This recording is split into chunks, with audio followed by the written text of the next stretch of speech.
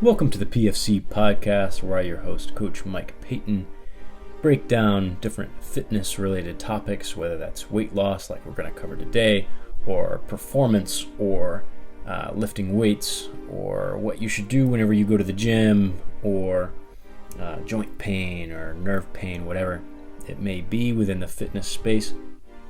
This is the podcast where we cover that. The topic for today's episode is losing weight or weight loss. I think there's two major things that people go wrong with, and then I want to talk a little bit about like the benefits of weight loss. I think we all kind of know those already, but I want to go over them and give a little bit more detail of what that might look like for you in your life. So the first two big mistakes, number one is cardio. And I know for me, whenever I have been doing research or I'm on YouTube, I'll get these ads from various popular fitness people. And like, oh yeah, don't lift weights. And then you hear people like, oh, do more cardio, it burns more calories and this and that. And there's a lot of different things being communicated. So let's cut through that. Let's discuss a little bit about what that means for us and what's the middle ground, what's actually going to work for most people. So I would tend to go away from doing exclusively cardio in order to lose weight. And here's why. Cardio it does two things. It improves your cardiovascular health, so it improves your heart health and your cardiopulmonary health, so your lung capacity, that kind of thing. So it improves all of that, but it also sends a signal to the body that says, oh, we need to be able to run long distances. And so what does that signal say? It says, let's not have a whole lot of weight in general. So if you do a lot of cardio, yeah, you might lose overall a lot of body weight, but you might not get the body that you are particularly looking for. Most people want to look healthy. They want to have some muscle, and they want to lose body fat. So that's the breakdown of cardio. Your body also adapts really fast to any kind of cardiovascular exercise or anything like that. So what that means for us in terms of calories in, calories out, if you've ever heard that term, like how many calories you're putting in, if you're burning more calories than you're putting in, then you'll lose weight. That is true. But your body has this amazing ability to adapt to whatever stimulus or however many calories you give it. So if you are trying to lose weight, then what's going to happen is that your body is going to adapt, and you'll actually start to burn less calories as a result. So there's this thing, it's called non-exercise activity thermogenesis. So basically what that is it's your body burning calories outside of exercise. So we do things like fidget, or the way that we sit at our desk. Like fidgeting is a really great example of non-exercise activity thermogenesis, or NEAT for short. Your body will stop doing those kinds of things.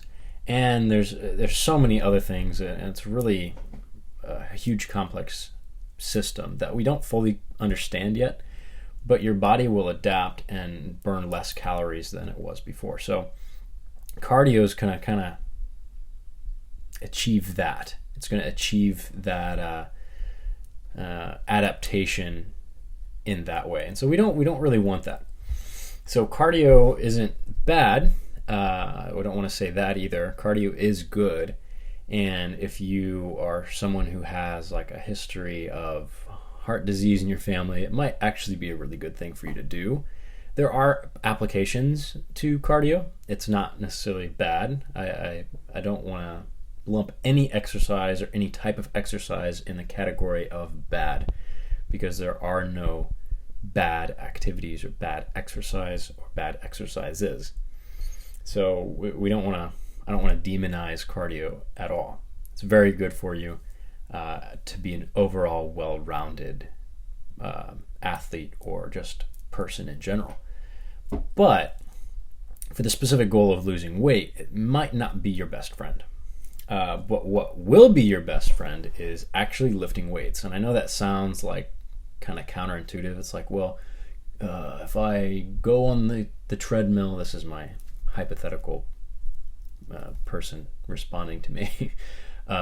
If I go on the treadmill, it says that I burn 500 calories. But if I look at my Apple Watch while I lift weights, it only says that I burnt like 30 calories. And while that might be true, like while you're doing the activity, you might not be burning as many calories. But like let's set calories off to the side for a second. What does weightlifting do? Weightlifting increases muscle mass, right? Which is a good thing in a couple different ways. Number one, it's going to help you just be more metabolically healthy. So lean muscle mass, skeletal muscle mass helps us to it helps with insulin, like either production or like metabolism. So it allows us to process all of that better. So if you're someone who is pre-diabetic or is type 2 diabetic, exercise can be really good for you because it can improve your insulin resistance. So you'll be less resistant to insulin. And therefore you'll be just overall more healthy. What else does it do for us? It helps us be able to move better. It can reduce a lot of pain because our body feels safe to be able to move whenever we have more muscle mass. That's not to say that you have to be like this massive bodybuilder. Like you don't have to be so jacked that like you can go on stage and be, I don't know, like Ronnie Coleman or something like that. You don't have to do that. But you can be at a healthy body fat percentage and be at a healthy like skeletal muscle mass to be able to move well, have less pain, be generally less prone to injury, and all of that. So even with calories set to the side for a second, building muscle has a lot of benefits. But what does it have benefits for us in terms of weight loss? Not only does it help us with that insulin resistance, but it also can help with burning calories, because any I don't know, body fat or any skeletal muscle actually requires a certain amount of like energy to keep on the body. What that means is that body fat burns calories, but also skeletal muscle burns calories in order to maintain that on the body. Skeletal muscle, on the other hand, does require more energy to keep it on the body. So if we have more skeletal muscle mass, we're going to be burning more calories.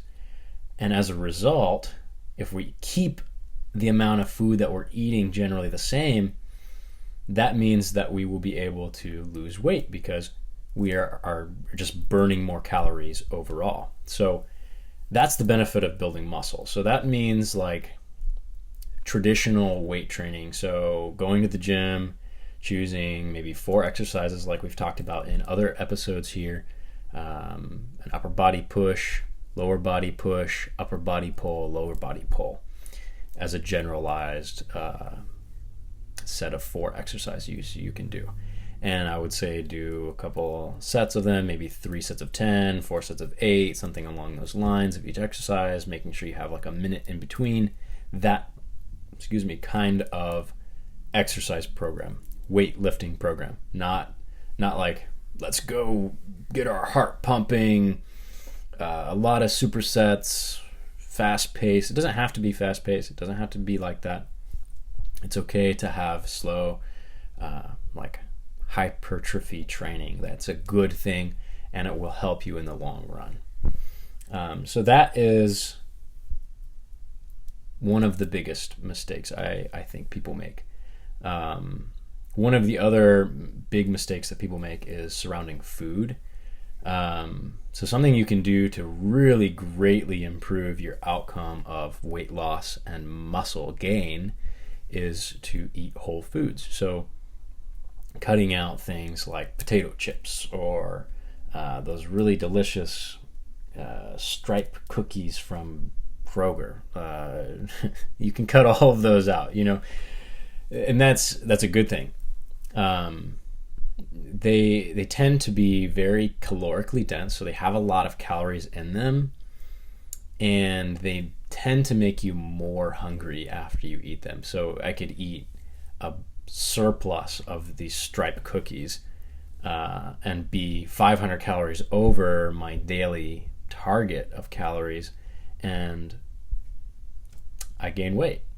It's very, very, very, very easy to gain weight while eating highly processed foods, while it's a lot harder to gain weight when eating whole foods, because whole foods are a lot more like satiating. So they satisfy your appetite a lot faster and a lot more effectively than a lot of these highly processed foods. So if we switch from like highly processed to like these whole foods like sweet potatoes, rice, chicken, steak, pork, beef, like ground beef, like all of these are going to be far better like sources of food, sources of calories, because they're going to fill you up a lot faster. So if we switch from that, like the highly processed, to the more whole foods, you're going to have a lot easier time losing weight. Now, we can get into the more nitty-gritty of that, but for most people, for most of the time, that is going to be like the biggest change and the most effective change. So if you're someone who generally eats a lot of whole foods, great. Now let's get into that nitty-gritty, reduce the amount even more of those processed foods that we're eating. It would super benefit you. And that's going to be it's going to be very challenging, especially if you make it about what you can't have. So my biggest piece of advice surrounding food is don't make it about what you can't have, make it about what you can have. So what I mean by that is think about it like I can have anything I want as long as it's whole foods. If you go in with that mindset, you're going to have a lot easier of a time than if you go into it with the mindset of, oh, gosh, I can't have those striped cookies today. I've had a really long day at work. All I want is those striped cookies from Kroger. If you go on with that mindset, then yeah, you're going to most likely eat those striped cookies from Walmart or Kroger. I mean, so if we go in with that mindset, you're doomed to fail. So that's the biggest piece of advice I'd have around food. A few other mistakes that I find that people make is like surrounding like alcohol. Alcohol is a very easy way to have a lot of empty calories. And I say empty calories because it doesn't hold a lot of like micronutrients, so it doesn't have a lot of vitamins in it. It's mostly just straight up calories. Not only does it affect your weight gain or loss, but it can affect your sleep. It can affect your mood. And that's not to say that you can't have alcohol at all, but like I would be cautious of things like binge drinking or having a drink every single night. Maybe once a week at most is what I would recommend. Maybe a little bit more than that, but not every day, and not like don't binge drink. Binge drinking, I believe, is described as like 5 to 7 or more drinks in one sitting. So I would very much caution against that. It's gonna ruin your progress a lot. And then the other big mistake is like binge eating. You can be in a very good caloric deficit for the whole week, comes to Saturday or Friday, whenever your cheat day is or whatever you've decided, and then what happens? You eat a butt ton of pizza, and it was 1,000 calories, 2,000 calories over what your target was. And what does that result in? It results in not weight loss, that's for sure. And so like binge eating is going to result in that lack of a calorie deficit. So I caution against that as well. I would try to make your new habit of eating whole foods, try to make it as delicious as you can. Try to make it taste really good. Using seasoning, using some low-calorie sauces. Like, you can make these foods taste really good. I assure you, I've tasted some pretty darn good whole foods before. They aren't nasty. It's just how you cook them. So I would try to make it your new life's habit, rather than, oh, I'm going to do this for a time. I'm going to do this for these 6 days, but on the 7th day, I'm not going to do this. I would try to make it a whole lifetime habit. So what are the benefits of losing weight? One of the major benefits of losing weight is that you just have overall less inflammation throughout the body. I know, like, it's a big key word to say inflammation, and like people are like, oh, reduce inflammation by eating less sugar. It's like, well, okay, yeah, you'll reduce inflammation when you eat less sugar, generally because you're in a calorie deficit, and as a result of that, you lose weight. So yeah, you do reduce inflammation, but because of your body having to consistently hold this increase amount of weight, you are going to have more joint inflammation. You are going to have overall more inflammation throughout the body. And yeah, losing weight's just it's gonna help with that. It's gonna alleviate a lot of stress on the joints, because your muscles can move the joints a lot more efficiently because you've increased that muscle mass, and your body just has to overall hold less weight, so less stress on your joints. So that's number one. Number two kind of relates to number one, but you'll feel better. You'll just feel a lot better. You're going to have more energy. You're going to feel a lot better because you're able to move. You're going to have a lot more energy because you're eating well, and you don't have as much weight, so you can move better. And all of the benefits are really related to each other, because going down the line, you're less likely to get injured because you have more muscle. You're trained hopefully in a well-rounded manner to where you have a less likelihood of getting injured, and overall you'll just have less pain in your joints. Like I said, you're going to be carrying less body weight, and so you're going to have less pain. So all around, it's very, very good to lose weight. It's not easy. You can follow all of these tips. You can follow everything I said in this podcast episode to the T. And it's still going to be pretty difficult, because there's going to be times where you don't feel great. There's going to be times where it's going to be hard. And there's going to be times where you want to give up. But I assure you, if you stick to it, and you stick to these points, and you stick to these keys, you are going to succeed in the long term. And overall, you're going to feel a lot better.